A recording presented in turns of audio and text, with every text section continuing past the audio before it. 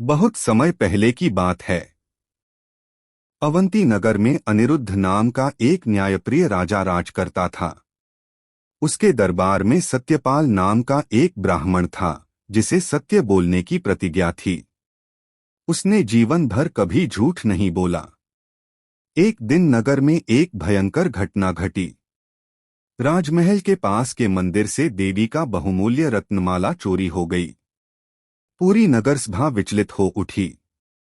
राजा ने ऐलान किया कि जो दोषी होगा उसे कड़ी सजा दी जाएगी। जांच हुई तो संदेह सत्यपाल ब्राह्मण पर गया। कारण यह था कि चोरी की रात वह मंदिर के निकट पाया गया था।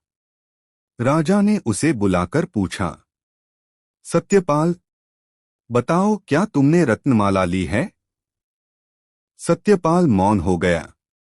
वह जानता था कि यदि वह नहीं कहेगा तो लोग कहेंगे कि उसने झूठ बोला, और यदि हाँ कहेगा तो झूठा अपराध उस पर सिद्ध हो जाएगा। मौन रहना ही उसका एकमात्र सहारा था। राजा ने कहा, मौन रहना अपराध की स्वीकृति है, और उसे कारागार में डाल दिया गया। दिन बीतते गए।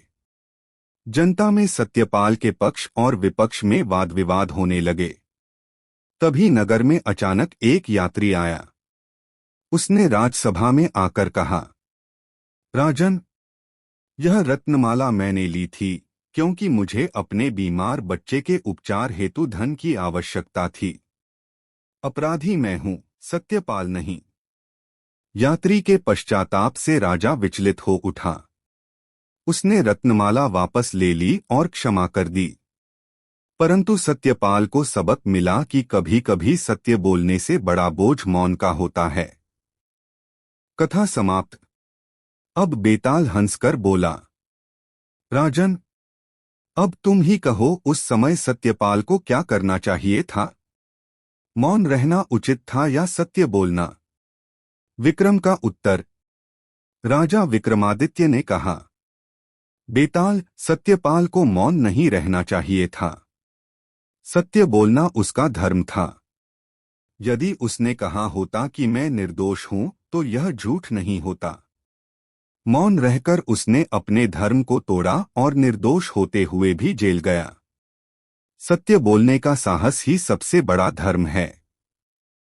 बेताल ठहाका मारकर बोला, राजन, तुमने सही उत्तर दिया, परंतु शर्त के अनुसार मैं फिर अपने पीपल के पेड़ पर लौट रहा हूं।